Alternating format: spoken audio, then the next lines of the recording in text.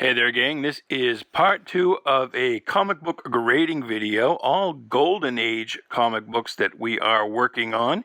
Going to pick right up where we left off last time. I'll leave a link below for part 1 if you are so inclined. But otherwise, if you like comic books, stick around. We're going to have some fun.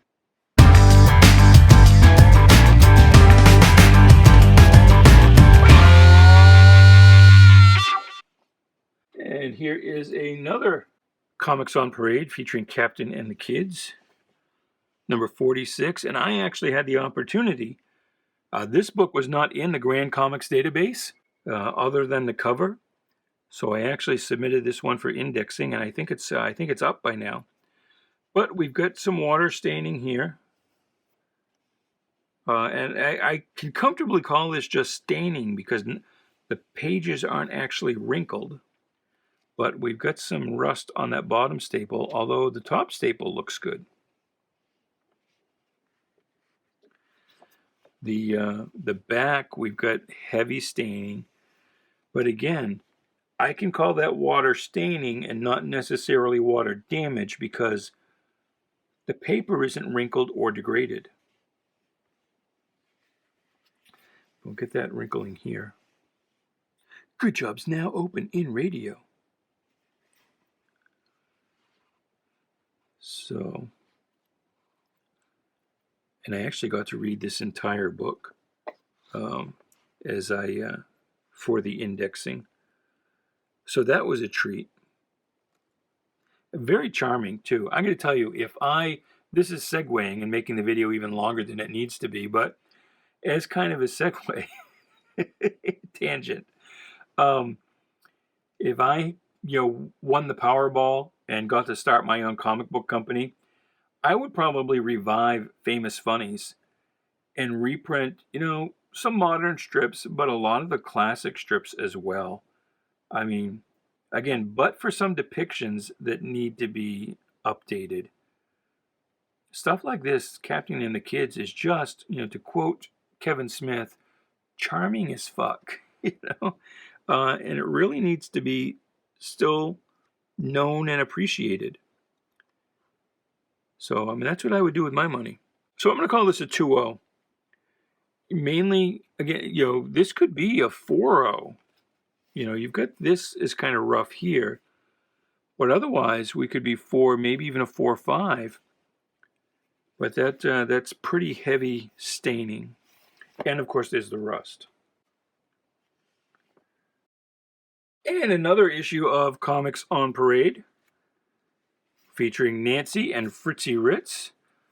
Nancy, of course, famously appeared in and then eventually took over the strip that started out belonging to flapper Fritzy Ritz. And Nancy gets derided a lot today, and I think that's just because the Modern Comics page, that postage stamp size 3-panel grid, it just doesn't lend itself very well to any kind of true entertainment value. But in these stories here, and these are all strip reprints, and I think this is another tangent, but in this story, and I know this, I read this up because this is another one I got to index because it wasn't in the GCD. Nancy is babysat by the neighbors, Mr. and Mrs. Sputter, and it seems to me that they bear more than a passing resemblance to Dagwood and Blondie Bumstead. So anyway, what the hell was I saying? No, I know what it was. So, and here you've got a full Sunday, on half a page, and these are what I believe to be daily strips, kind of reformatted. But at the as strips were then, where they got a little bit of room to breathe, Nancy's actually funny. And it's not, I'm sure Ernie Bushmiller, has a lot to do with it. But, the people who work on Nancy now, they're not dumb or stupid or incapable. It's just that, you can't do much with that space, which is stupid. I said this the whole time I worked in newspapers. Of course, I worked on weekly papers that didn't have a comics page, but modern newspaper editors, they treat the comic strips as just these pariahs that they publish only because they have to. And I believe if they gave the comic strips more room, gave them their due, they could, as they initially were when they first appeared, become a major selling feature for the paper. They could be what carries the news. Buy the paper for the comics, get the news. It's just short-sighted to not really allow the comic strips to really, because here's the thing, everything in a newspaper you can get online and you can get it for free. But a comic strip is something that really plays better in print than it does trying to read it online. And also advertising works much better in print than online. And so I think the advertisers would be much more willing to advertise in a newspaper that had a good sized comic strips, gave those strips room to breathe and to develop. And that could carry the paper. But anyway, so this has got not really rust. It's got some discoloring around the staples, but there's no actual rust on the staple. It's got some staining here, some water staining, but it's not dirty brown like that other one we saw. It mostly just discolors the paper. Well, here it's a little more. And you've got, some staining there. But you've got it on the bottom of most of these pages. But, but for that staining, this is another one that could easily be a 4. But I think I'm going to go with a 2.5 on that one.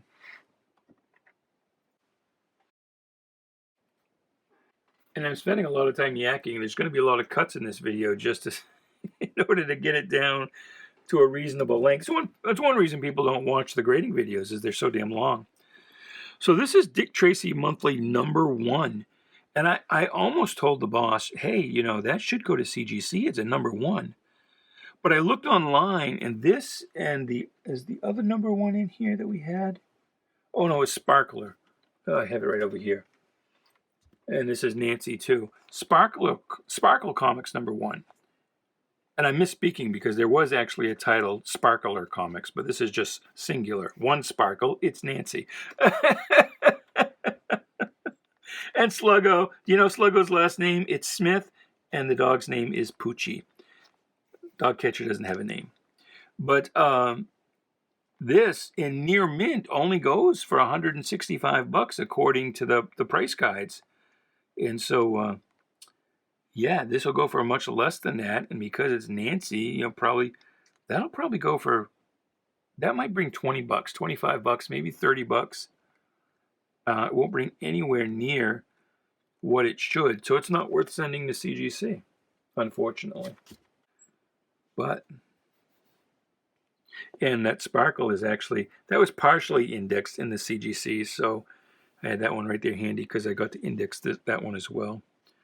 This feels thin. I'm going to count up the pages. 16.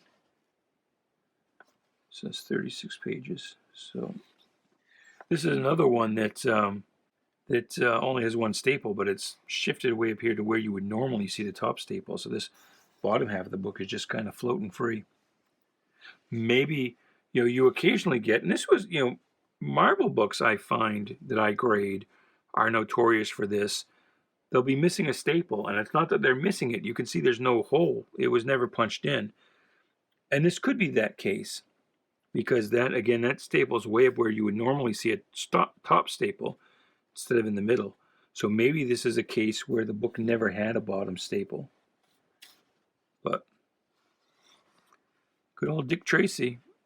And it is Dick Tracy Monthly #1. That's pretty cool. In anybody's book, I would say. But you've got a near complete loss of cover gloss. The edges are all kind of blunted up. There's no real tearing. There's some tearing there on that top staple. A little tearing there where the bottom staple would be. But it doesn't look like And you got a little puncture mark. It could be that a staple was supposed to go in there and it didn't take for some reason. But you do have a little puncture mark right there. And that puncture does not go all the way through to the centerfold. And there's no hole where the bottom of that staple would be. So I don't know if this was supposed to have just one staple and it's just in a weird place, or if it was supposed to be two, but the bottom one didn't take. But definitely it's not missing a staple. That, you know, if it was supposed to have one, it was never there. But see, that doesn't really affect the grade. If it's missing a staple, if it's clear that it's missing the staple because it just wasn't made with one, that really doesn't affect the grade to any great degree at all.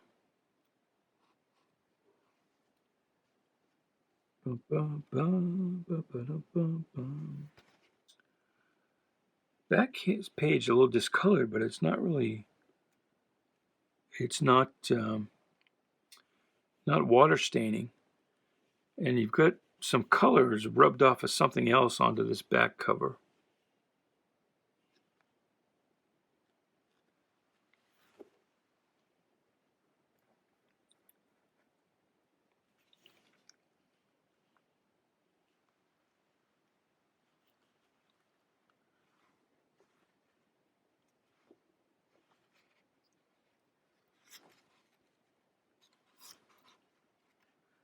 But I am going to call this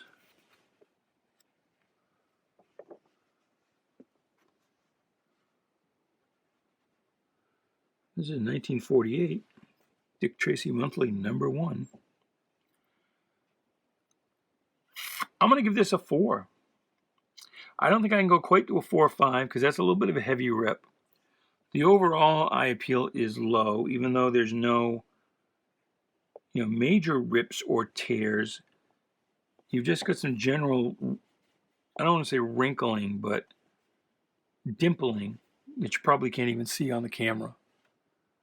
Matter of fact, I have my head right on this thing, so probably you're looking at the back of my head. But there's just some general griminess around the edges. And that kind of discoloration here. Get some folding there. But I am going to go with a 4.0 on that. Now, here is a book. Oswald the Rabbit, #21. No, this is 4-color comics. And you've heard me say in videos before, the early issues did actually say 4-color comic on it. But that's not the title. It's just sort of advertising that this is, a book that's not black and white. It's in 4 colors. But this is how we know the series as today, because it was a series of one-shots. And see, even in what passes for an indicia, it says Oswald the Rabbit #21. So if you didn't know better, you might be looking for Oswald the Rabbit #1 through 20. They don't exist. So the cover is, I don't think it's detached, but it is greatly, oh no, it is detached with a big hole there. And is the centerfold attached?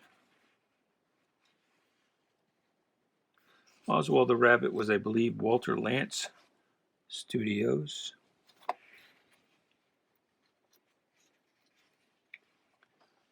Yeah.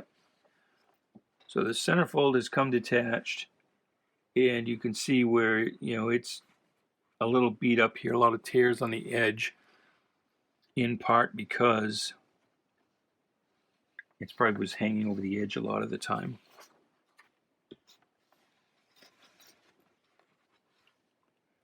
And we do have some rust on that staple. So centerfold detached and cover detached.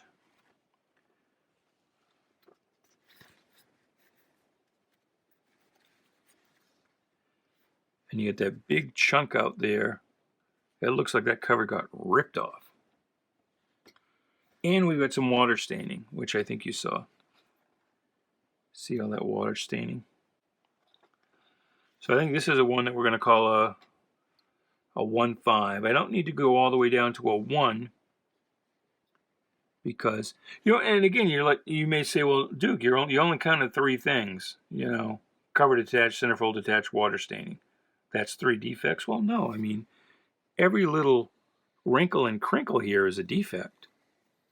You know, some folding there.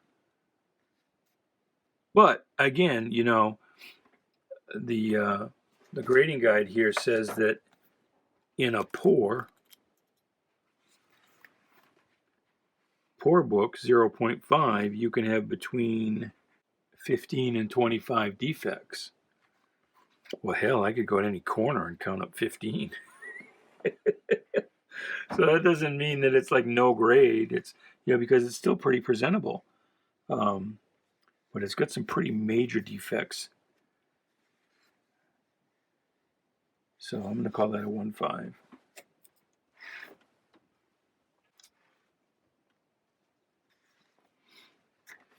Andy Panda. That's also Walter Lantz. And this is a 4-color book. Also says 4-color. This is number 54. This is Ralph. We saw this in the unboxing. Ralph tattooed his name right to Andy's forehead. Is the cover detached on this?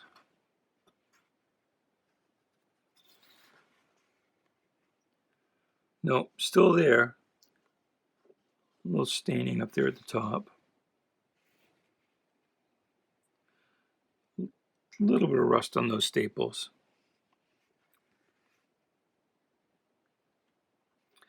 See, and that staple is blown, but a little bit of the front cover is still tucked under that staple, so it's not actually detached, but it is completely blown. And it's weird, the colors are faded inside here. The reds are pretty dull. I bet this was a bright-ass book back in the day. Neon, even. But this book, you know, even though we've got our cover attached and our centerfold attached and not a lot of rust and very little to speak of in the way of staining, I think you can see that, I mean, this is just cracking. You know, all that kind of wrinkling here has resulted in these color breaks just everywhere across this cover. There's a Walter Lantz signature. You know, on the back as well. So this is another one that, you know, it doesn't have any defects that I need to make note of, but just general overall. That's maybe 1.8. It's one of those things I kind of want to call it a 1.5, just because it's got so much in the way of wrinkling. But there's no major defect, and it's, you know, it's still complete and readable. So I'm going to go with a 1.8, good minus. Smilin Jack was a comic strip of the day. This has got water damage. Pretty heavy rust on that staple. And you can see the book is warped. All the cover gloss is gone. We get staining on the inside. Heavy staining. Browning on the edges. Centerfold detached. Actually, is that the centerfold? Or we got 2 centerfolds? See, that's not where the centerfold would be.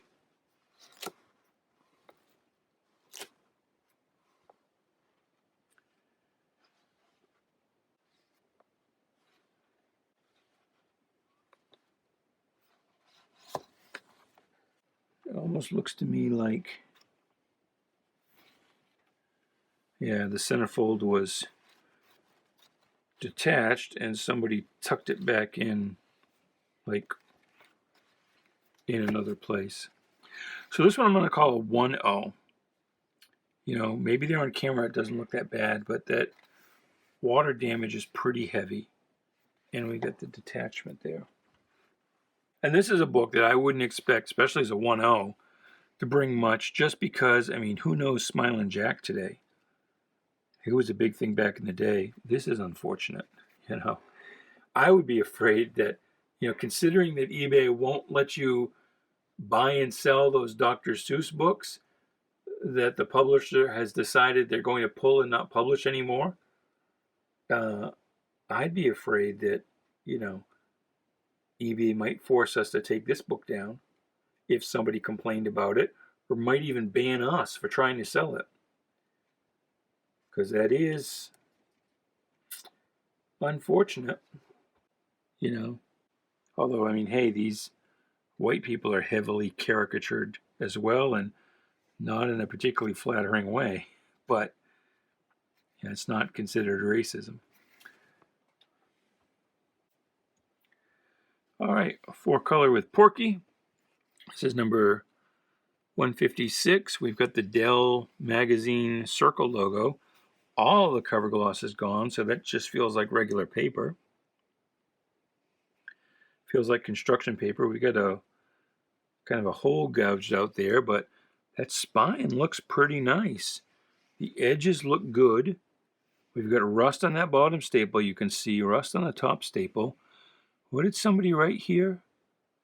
Joe something on July 10th, 1947, Dad. Wonder if this is something that was given as a birthday present. And that is the back cover. You know, it might seem weird to see a strip on the back cover and not an ad, but is it Ripley? I don't know. I'm assuming that's a last name. Huh. Interesting. We've got some significant browning on the inside covers, and that is, the 2-color is exactly what Dell did. You know, and this is actually, this is that strip just continued to the inside and outside of the back cover, with the inside cover being just 2 colors. Same as here, this strip starts on the inside cover and starts in just 2 colors. That's just weird. You try and get away with that today. This is 1947. This is the year my mother was born. We spoke of the that other book being older than my mother. My mother.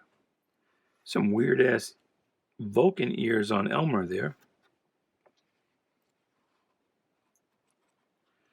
But this is a decent-looking book. You know, but for the rust on the staples, the general aging, that gouge, I do this a lot. This looks great, except for this, and this, and this, and this. I'm going to call this a 4, though, because it's got overall nice appeal. There is the issue with the rust. Actually, no, that's too much rust. I got to go to a 3.5 at best. 3.5 at best because of the rust. But except for the rust, that gouge, which is only in the cover, and the browning,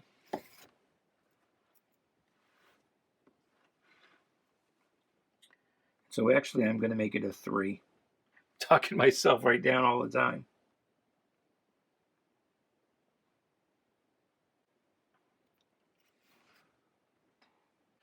Bye-bye.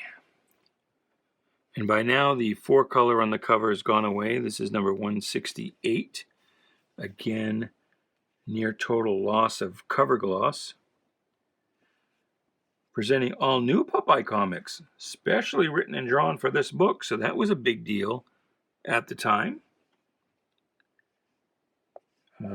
Just a touch of rust on that bottom staple. Actually, it might be more discoloring than rust. Sweet pea.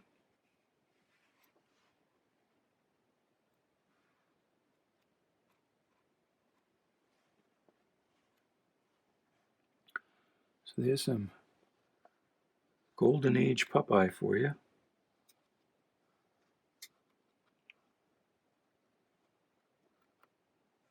Does that say, "Do you think I'm a cowboy"? Does he actually say that? That would be funny.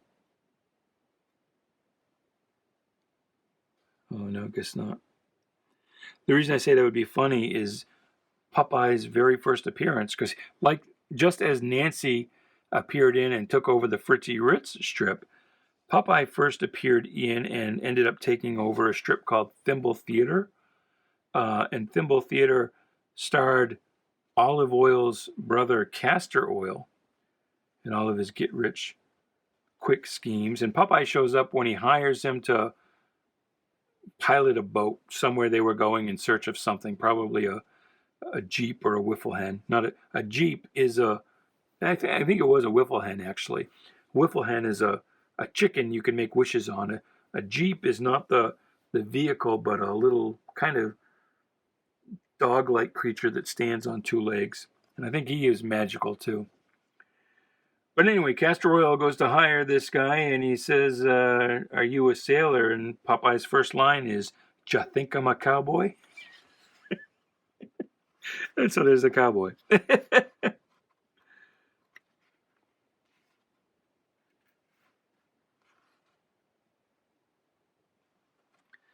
It's a decent-looking book. Can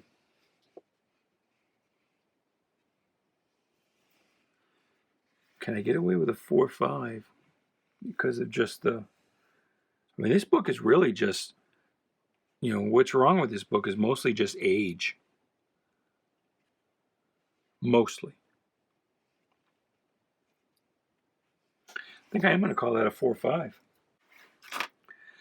And finally, the last book in this stack you didn't think we would ever get here. I wonder how many of you are still watching. Leave a comment below if you watched all the way to this point. We've got Bugs Bunny. We've got rust on the staple. This has had some water damage that has caused the colors to run.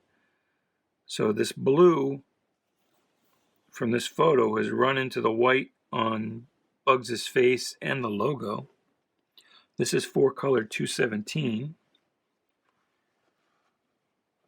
That inner page is wrinkled. Well, our centerfold is detached. There it is. Heavy rust. Can you see that rust in that staple? Kind of like Stumbo the Giant. I have to count these pages. 1, 2. No, that's the right number of pages. And the story in the centerfold looks right. Although it's darker blue here, looks night than it does there.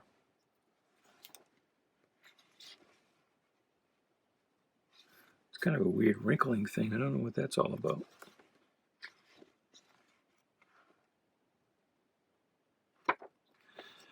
This is another one that I'm going to call this I think I need to call this a 1.5. Just because of the way these color inks run and make the book unsightly.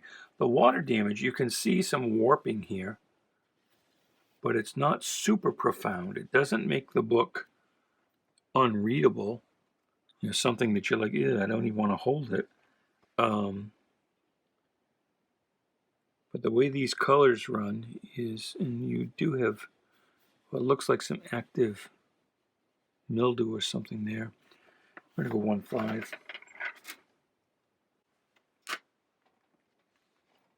And well, there you go. That's it. I bet you never thought we'd get to the end of that stack. But anyway, thank you so much for watching, for being around, for being a subscriber if you are. If not, then please do like, share, and subscribe. And until the next video, be it a grading video or an unboxing or a weekly haul or maybe even reviews or something else comic book related you'd like to see, let me know in the comments below. But until we meet again, goodbye, good luck, and please be good to each other.